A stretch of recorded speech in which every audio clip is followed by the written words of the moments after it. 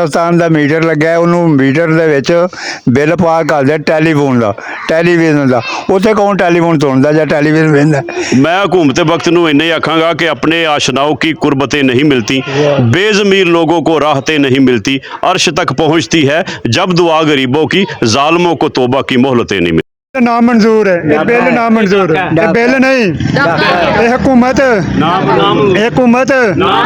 ना कोई बिल लैन आए तो ना तारने दे। ठीक हो गया। शैतान रजीम, बिस्मिल्लाहिर्रहमानिर्रहीम। तमाम तारीफों उस खालके कायनात वास्ते जिहड़ा इंसानां नूं पैदा करने वाला है।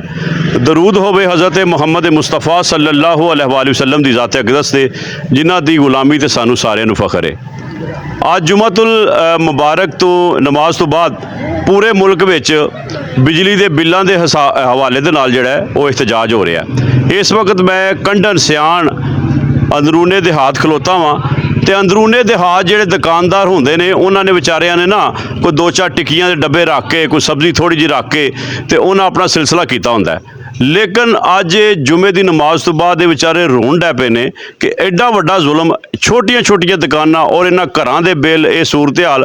तो आओ असी तुहाडी उन्हां नाल गल कराने और खसूसी तौर पर जेड़े साहिब इक़्तिदार लोग ने उन्होंने के गुजारिश है कि इन्हां दी आवाज़ सुनो। क़यामत वाले दिन अल्लाह के दरबार च तुसां पेश होना है। मेरे को इत्थे मौजूद आसम साहब ने, ये छोटे दुकानदार ने, इन्हां को पुछना की सूरत हाल है जी। मैं टिक्कियां टाफियां के 2 डब्बे रखे ने, इन्नी बचत नहीं है जिन्ना बिल आ गया। घर का 34,000 आ गया, दुकान का 10,000। इन्ना बिल कितों पूरे करिए? काम काज अगे को नहीं है। जिस दिन की हुकूमत बैठी है, हुकूमत लानत होए ने मुल्क नूं गरीब कर छड़िया। 1 रुपया इमरान खान ने तेल महंगा किया, ना हर चुक लई है। हुण 300 रुपया लीटर पेट्रोल हो गया, किसी को कोई याद नहीं है। असीं हुकूमत अगे अपील करने तुहाडी मेहरबानी है, बिलों के टैक्स घटाओ, नहीं घटा सकते तो मेहरबानी हुकूमत छड्ड के घर जाओ, इमरान खान नूं दिओ। जी बहुत शुक्रिया। गल तुहां सुनी आसम साहब की। आओ तुहाडी हुण गल कराने भाई अरशद साहब ने, जिहड़े कि उन्हां दे घर दे हालात यानी बिल जिहड़े ने वो किस तरह आए ने, और ये सिर्फ ये 2-4 बंदे ने। वैसे तो अगर ऐलानात होंदे तो पूरा इत्थे पिंड इकट्ठा होंदा। भाई अरशद साहब तुसीं इस सवाल नाल गल करो। अस्सलाम वालेकुम। जिन्ना को बिल आ गया, गरीब आवाम ते टुट के पै गई है, जिमें कुछ है दी मकड़ी पै जाती उवें पै गई है। इन्ने साडे वसाइल ने जिड्डे बिल ने, इन्हां बिलों का खाना खराब होवे ते जिहड़े घल्लण वाले उन्हां दा भी खाना खराब होवे। अल्लाह ताला इन्हां नूं जिंदगी दे, तंदरुस्ती दे ते ये साडे उत्ते रहम करन। हुकूमत भी रहम करे, इमरान खान होवे या दूजा भी होवे, है तो साडी हुकूमत ही है। इस हुकूमत नूं चाहिदा है कि गरीब आवाम की सोच सोचनी कि की इन्हां नाल होना चाहिदा है, की इन्हां नाल बनना चाहिदा है। एक बल्ब लाए तां भी उन्ने पैसे ने, जे 10 लाए ने तां भी उन्ने पैसे ने।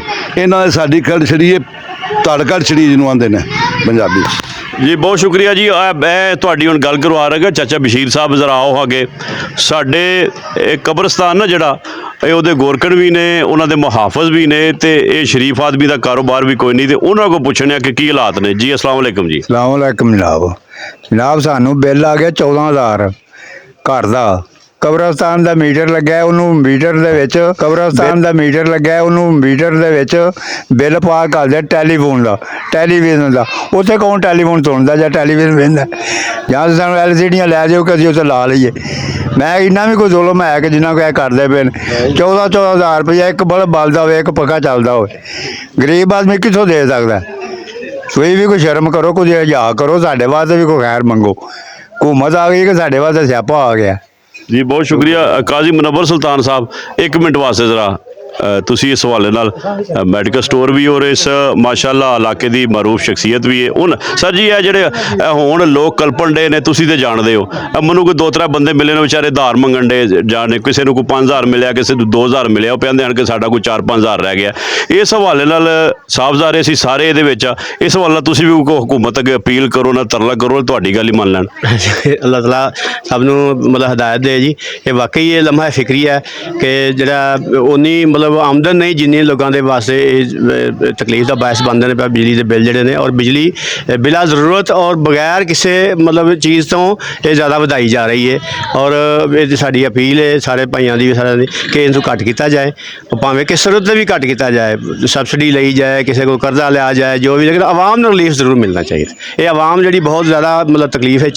अल्लाह पाक अगे भी दुआ है, इन्होंने जोड़े ने इकतदार के लोग जोड़े ने इन्होंने भी दुआ है कि थोड़ा सा ਮਸਲਾ ਰਿਲੀਫ ਦੇਣਾ ਆਵਾਮ ਨੂੰ ਔਰ ਇਹਨਾਂ ਲੋਕਾਂ ਦਾ ਸੁੱਖ ਦਾ ਸਾਹ ਹੈ। ਜੀ ਬਹੁਤ ਸ਼ੁਕਰੀਆ ਜੀ। ਭਾਈ ਨਵਾਜ਼ ਸਾਹਿਬ ਤੁਸੀਂ ਮਾਸ਼ਾਅੱਲਾ ਇੱਕ जी बिस्मिल्लाह जनाब अस्सलाम वालेकुम जनाब ते बिल्लां ते बहुत ज़बरदस्त ज़्यादती है। हाँ जी मालक इन्होंने हदायत दे तो जिन्ना मतलब कि वो तो मुल्क छड्ड के टुर गए ना, असीं कित्थे जाइए, असीं तो इत्थे ही रहना ना। हाँ जी तो इन्हों मालक हदायत दे ते साढ़े ते हाँ जी 10,000 रुपया बिल आया जनाब। तो की पखा चलता बिल चल एक तो ट्यूब चलती है, होर की हल चलता इन्हों हदायत दे। जी बहुत शुक्रिया।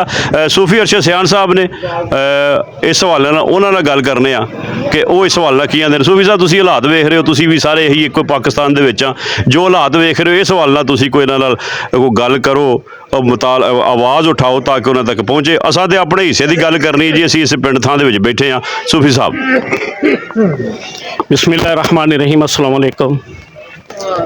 ਇਹ ਇਸਲਾਮੀ ਮੁਲਕ ਹੈ ਤੇ ਮੁਸਲਮਾਨ ਇੱਥੇ ਰਹਿੰਦੇ ਨੇ ਤੇ ਮੁਸਲਮਾਨ ਨੂੰ ਤਕਲੀਫ ਨਹੀਂ ਦਿੰਦਾ, ਉਹਦੀ ਪਰੇਸ਼ਾਨੀ ਨਹੀਂ ਵੇਖ ਸਕਦਾ, ਹਰ ਹਾਲਤ ਦੇ ਵਿੱਚ ਆਪਣੇ ਮੁਸਲਮਾਨ ਭਰਾ ਦੀ ਮਦਦ ਕਰਦਾ ਹੈ। ਲੇਕਿਨ ਇਹ ਜਿਹੜੇ ਬਿੱਲਾਂ ਵਾਲੇ ਨੇ ਇਹਨਾਂ ਕੋ ਪਰੇਸ਼ਾਨ ਕਰ ਛੜਿਆ ਸਾਨੂੰ ਕਿ ਇੱਕ ਪੱਖਾ ਤੇ 2 ਬਲਬ ਤੇ ਇੱਕ ਮੋਟਰ ਹੁੰਦੀ ਹੈ ਤੇ 60 ਹਜ਼ਾਰ ਬਿੱਲ ਜਿਹੜਾ ਆ ਜਾਂਦਾ ਹੈ। ਕਿੱਥੋਂ ਦੇਣ, ਕਦੋਂ ਕੋ ਮਤਲਬ ਹੈ, ਕਿਧਰੇ ਦਰਖਤਾਂ ਨਾਲ ਪੈਸੇ ਲੱਗੇ ਨੇ, ਫਿਰ ਬੱਚਿਆਂ ਨੇ ਜਾਂ ਜਵਾਨ ਜਿਹੜੇ ਨੇ ਉਹਨਾਂ ਫਿਰ ਡਾਕੇ ਹੀ ਮਾਰਨੇ ਨੇ, ਕਤਲੋ ਗਾਰਤ ਹੀ ਕਰਨੀ ਹੈ ਕਿਸੇ ਨਾ ਕਿਸੇ ਤਰੀਕੇ ਦੇ ਨਾਲ ਗਲਤ ਕੰਮ ਕਰਕੇ ਤੇ ਇਹ ਬਿੱਲ ਜਿਹੜੇ ਨੇ ਫਿਰ ਉਹਨੇ ਤਾਰਨੇ ਨੇ ਤੇ ਇਹ ਕਿਹਦੇ ਤੇ ਬੋਝ ਹੈ? ਹਕੂਮਤ ਦੇ ਉੱਤੇ ਬੋਝ ਹੈ। ਤੇ ਹਕੂਮਤ ਨੂੰ ਚਾਹੀਦਾ ਕਿ ਆਵਾਮ ਨੂੰ ਸਹੂਲਤਾਂ ਜਿਹੜੀਆਂ ਨੇ ਦੇਣ ਔਰ ਦੁਆਵਾਂ ਲਵੇ, ਬਦਦੁਆਵਾਂ ਨਾ ਲਵੇ।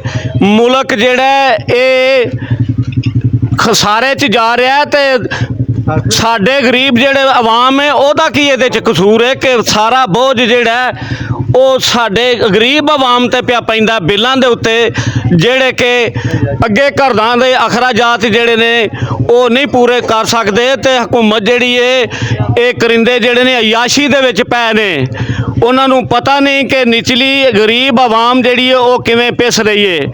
ਤੇ ਸਾਡੀ ਅਪੀਲ ਹੈ ਕਿ ਮਿਹਰਬਾਨੀ ਕਰੋ, ਹਕੂਮਤ ਜਿਹੜੀ ਹੈ ਗਰੀਬ ਆਵਾਮ ਤੇ ਰਹਿਮ ਕਰੇ ਤੇ ਬਿੱਲ ਜਿਹੜੇ ਨੇ ਉਹ ਹਰ ਸੂਰਤ ਦੇ ਵਿੱਚ ਘਟਾਉਣ। ਨਾ ਮਨਜ਼ੂਰ ਹੈ ਇਹ ਬਿੱਲ, ਨਾ ਮਨਜ਼ੂਰ ਇਹ ਬਿੱਲ ਨਹੀਂ, ਇਹ ਹਕੂਮਤ ਨਾ ਕੋਈ ਬਿੱਲ ਲੈਣ ਆਏ ਤੇ ਨਾ ਹਤਾਰਨੇ ਦੇ। ਠੀਕ ਹੋ ਗਿਆ। ਬਹੁਤ ਸ਼ੁਕਰੀਆ ਜੀ, ਤੁਸੀਂ ਗੱਲ ਸੁਣੀ ਹੈ। सूफी साहब ने बड़ी तवील गुफ्तगू की, सारे की अपनी अपनी इस्तेदाद के मुताबिक। मैं हुकूमत वक्त नूं इन्ना ही आखांगा कि अपने आशनाओं की कुर्बतें नहीं मिलती, बेज़मीर लोगों को राहतें नहीं मिलती, अर्श तक पहुँचती है जब दुआ गरीबों की, जालिमों को तौबा की मोहलतें नहीं मिलती। हालात ये ने कि कोई बंदा अपनी बेटी दियां वालियां बेच के बिल देन डे है, कोई बंदा अपने घर दियां चीज़ां बेच के बिल देन डे है। और अल्लाह ताला के दुआ है कि अल्लाह ताला सानू इस हुक्मरानां नू जिन्हां ने अयाशियां कर करके इस मजदूर नू परेशान कीता है, किसान नू परेशान कीता है, ताजर नू परेशान कीता है, ते जिहड़ा बंदा परेशान वंडदा परेशानियां, अल्लाह नू कदी भी सुकून अता नहीं करदा। पाकिस्तान जिंदाबाद।